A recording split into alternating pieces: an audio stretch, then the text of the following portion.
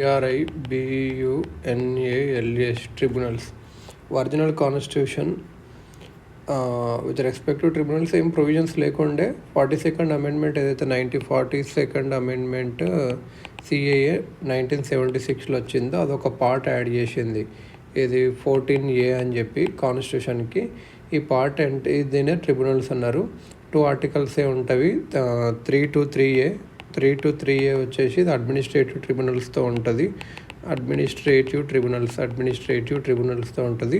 3 to 3B వచ్చేసి ఇంకా with dealing with tribunals for other మ్యాటర్స్కి ఉంటుంది. మరి అడ్మినిస్ట్రేటివ్ ట్రిబ్యునల్స్ కంటే ఏంటి అంటే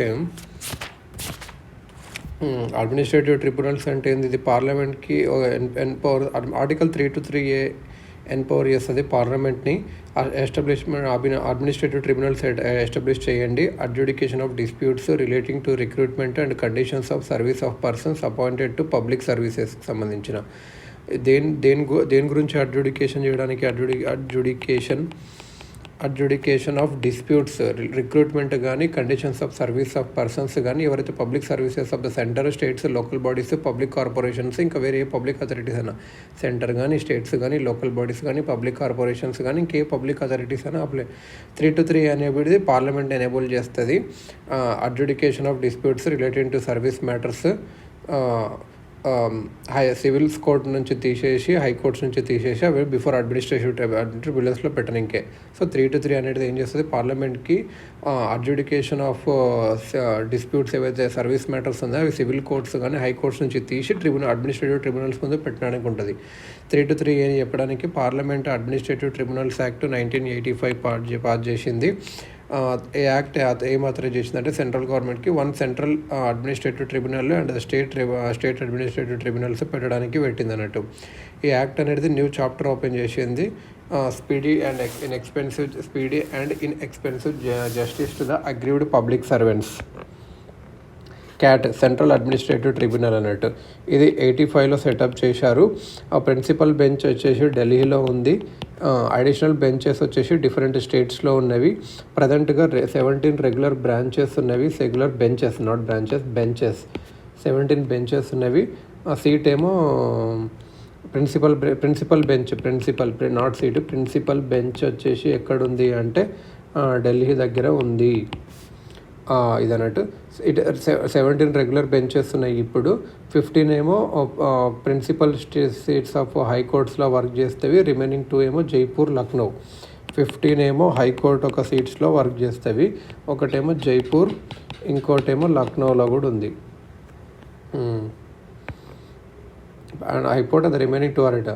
These benches also hold circuit sittings at other seats of high courts. ఇవే బెంచెస్ సర్క్యూట్ సిట్టింగ్స్ని కూడా హోల్డ్ చేస్తాయి. సర్క్యూట్ సిట్టింగ్స్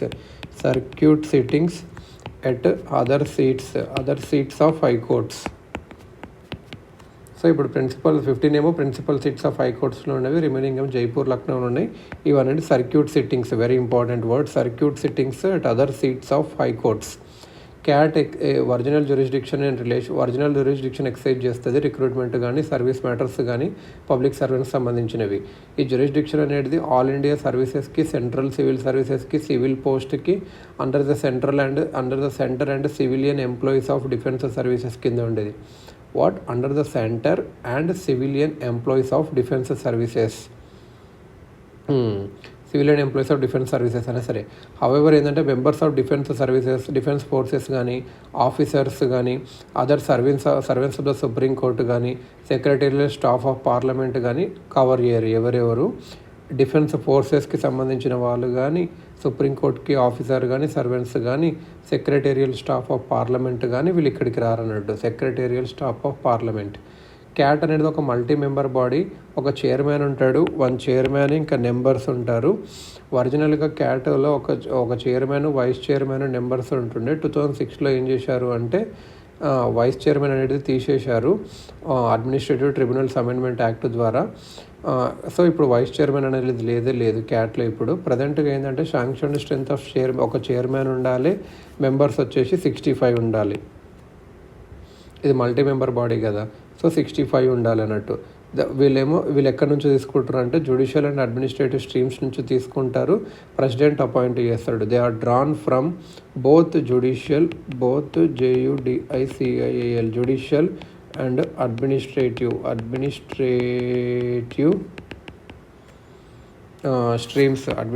స్ట్రీమ్స్ నుంచి తీసుకొని అపాయింట్ చేస్తారు. ఎవరు అపాయింట్ చేస్తారు అంటే ప్రెసిడెంట్ అపాయింట్ చేస్తారు. వీళ్ళు 5 years ఉంటుంది ఆఫీసు, లేకపోతే 65 years వరకు ఉంటుంది. చైర్మన్ అయితే, మెంబర్స్ అయితే 62. So 5 years or 65 or 62.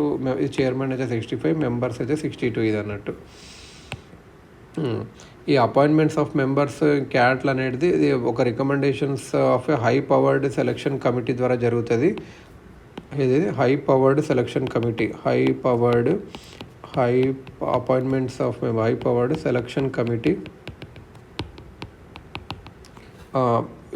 Sitting judge of supreme court ఉంటారు కదా, sitting judge of supreme court head చేస్తాడు.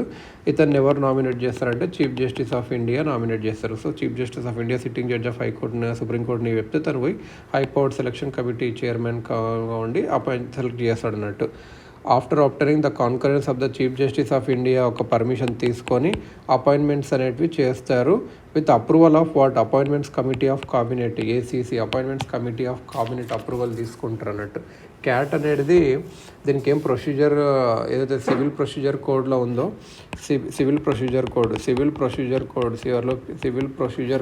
1908లో ఉంది. ఆ ప్రొసీజర్ ఫాలో అవ్వాల్సిన అవసరం లేదు. ఇది దేని ద్వారా గైడ్ అవుతుంది అంటే న్యాచురల్ జస్టిస్ ద్వారా గైడ్ అవుతుంది. న్యాచురల్ జస్టిస్ ద్వారా గౌడ్ అవుతుంది. అయితే PIL కూడా అంతే, న్యాచురల్ జస్టిస్ ద్వారా గౌడ్ అవుతుంది. దీస్ ప్రిన్సిపల్స్ ఏమవుతాయంటే క్యాట్ని ఫ్లెక్సిబుల్ చేస్తవి. అప్రోచ్లో ఒక నామినల్ ఫీ ఆఫ్ 50 ఉంటుంది అప్లికెంట్ వేయాల్సింది. అప్లికెంట్ అనేవాళ్ళు ఐదర్ ఇన్ పర్సన్ రావచ్చు, త్రూ లాయర్ కూడా రావచ్చు. ఒరిజినల్గా appeals against the orders of the CAT అనేటివి could be made only in the supreme court ఉంటుండే. ఫస్ట్ అపీల్స్ అంటే సుప్రీంకోర్టుకి వెళ్ళాల్సి వచ్చింది, హైకోర్ట్స్లో చేయాల్సిన లేకుండే. కానీ చంద్రకుమార్ కేసులో ఏమని జరిగిందంటే 97లో సుప్రీంకోర్టు ఏమని డిక్లేర్ చేసిందంటే ఈ రిస్ట్రిక్షన్ అనేది this restriction on the jurisdiction of the high courts ఇది అన్కాన్స్టిట్యూషనల్. ఇట్లా హైకోర్ట్స్కి పోకుండా ఉండడం. జ్యుడిషియల్ రివ్యూ అనేది part of basic structure of the constitution. So ఇట్లా ఏం చేసిందంటే appeals against the orders of the CAT అనేటివి division bench of the concerned. So CAT నుంచి అపీల్స్ ఎక్కడ వెళ్ళాలి? డివిజన్ బెంచ్ ఆఫ్ కన్సర్న్డ్ హైకోర్టుకి వెళ్ళాలి. Consequently now it is not possible for an aggrieved public servant direct సుప్రీంకోర్టుకి వెళ్ళడానికి లేదు against the order of the CAT without first going to concerned high court ఇదన్నట్టు. State administrative tribunals ఏంటంటే ఇది administrative tribunals act of 1985 central గవర్నమెంట్కి power ఇచ్చింది state administrative tribunals పెట్టాలి అని చెప్పి. అది కూడా specific request of concern state government అని చెప్పి. 2019 కల్లా ఇవి ఎక్కడున్నాయంటే ఆంధ్రప్రదేశ్, హిమాచల్ ప్రదేశ్, ఒడిశా, కర్ణాటక, మధ్యప్రదేశ్, మహారాష్ట్ర, తమిళనాడు, వెస్ట్ బెంగాల్, కేరళలో ఉన్నవి. మధ్యప్రదేశ్, తమిళనాడు అండ్ హిమాచల్ ప్రదేశ్ ఇవి అబోలిష్ చేసేవి. have since been abolished. But consequently ఏం చేసింది, హిమాచల్ ప్రదేశ్ మళ్ళీ రీఎస్టాబ్లిష్ చేసింది శాట్ని. తమిళనాడు కూడా రిక్వెస్ట్ చేసింది రీఎస్టాబ్లిష్ చేస్తామని చెప్పి. Further state government of Haryana కూడా రిక్వెస్ట్ చేసింది శాట్ని ఎస్టాబ్లిష్ చేయమని చెప్పి స్టేట్కి. On the other hand state government of Odisha ఒక ప్రపోజల్ ఇచ్చింది ఒడిశా అడ్మినిస్ట్రేటివ్ ట్రిబ్యునల్ని అబోలిష్ చేయమని. క్యాట్ లాక శాట్స్ కూడా original jurisdiction in relation to the requirement and all service matters of state government employees ఉండాలి. చైర్మన్ అండ్ మెంబర్స్ వచ్చేసి వీళ్ళు ప్రెసిడెంట్ అపాయింట్ చేస్తాడు, governor of the state. So వీళ్ళ chairman కానీ మెంబర్స్ కానీ ఎవరంటే ప్రెసిడెంట్ అపాయింట్ చేస్తాడు. కానీ ఎవరిని కన్సల్ట్ చేస్తాడంటే గవర్నర్ని కన్సల్ట్ చేస్తాడు. ఈ యాక్ట్ ఇంకేం ప్రొవిజన్ ఇచ్చిందంటే జాయింట్ అడ్మినిస్ట్రేటివ్ ట్రిబ్యునల్ కూడా పెట్టవచ్చు 2 స్టేట్స్కి కలిపి అని చెప్పింది అన్నట్టు. Chairman and members president appoint చేస్తారు. గవర్నర్స్ ఆఫ్ 2 స్టేట్స్ని ఒక కన్సర్న్ స్టేట్స్ని కన్సల్ట్ చేసి. ఇంకా tribunals for other matters article 323 ప్రకారం ఏంది, పార్లమెంట్ అండ్ స్టేట్ లెజిస్లేచర్స్ అనేవి authorised to provide for the establishment of tribunals for the adjudication of disputes related to ట్యాక్సేషన్కి సంబంధించింది కానీ, ఫారిన్ ఎక్స్చేంజ్కి కానీ, ఇంపోర్ట్ కానీ, ఎక్స్పోర్ట్ కానీ, ఇండస్ట్రియల్ అండ్ లేబర్కి కానీ, ల్యాండ్ రిఫార్మ్స్కి కానీ, సీలింగ్ ఆన్ అర్బన్ ప్రాపర్టీ కానీ, elections to parliament and state legislatures కానీ, ఫుడ్ స్టఫ్స్ కానీ, STU, FFA ఫుడ్ స్టఫ్స్ కానీ, రెంట్ అండ్ టెనెన్సీ రైట్స్ కానీ, rent and tenancy rights, rent and tenancy rights కానీ అన్నీ కానీ ఆర్టికల్ 3 అండ్ 3 వచ్చేసి కొన్ని రెస్పెక్ట్స్లో డిఫరెన్స్ ఉంటాయి. ఆర్టికల్ 3 అనేది ఏం ఎస్టాబ్లిష్ చేస్తుంది, ఏం చెప్తుంది, establishment of tribunals for public service మ్యాటర్స్కి మాత్రమే. 3 మాత్రం కొన్ని మ్యాటర్స్కి ఇప్పుడు పైన చూసాం కదా అవి. ట్రిబ్యునల్స్ అండర్ 3 అనేది పార్లమెంట్ ఎస్టాబ్లిష్ చేస్తుంది, పార్లమెంట్ మాత్రమే చేస్తుంది. కానీ 3 అనేది పార్లమెంటు, స్టేట్ లెజిస్లేచర్స్ కూడా చేయొచ్చు with respect to matters following with in their legislative competence అన్నట్టు. సో 3 కింద వచ్చేటివి మాత్రమే సెంట్రల్ పెట్టాలి. 3 కిందకు వచ్చినవి స్టేట్ పెట్టొచ్చు. అండర్ ఆర్టికల్ పార్లమెంట్ కూడా పెట్టవచ్చు. 3 కింద ఏముంటుందంటే ఒక ట్రిబ్యునల్ సెంటర్కి ఉండాలి, ఇంకొకటి ఒక ట్రిబ్యునల్ స్టేట్కి ఉండాలి, రెండు కూడా స్టేట్స్కి కూడా ఉండొచ్చు. There is no question of hierarchy of tribunals అంటూ ఏమీ లేదు. ఆర్టికల్ 3 కింద ఒక హైరార్కీ ఆఫ్ ట్రిబ్యునల్స్ అనేది క్రియేట్ ఉంది.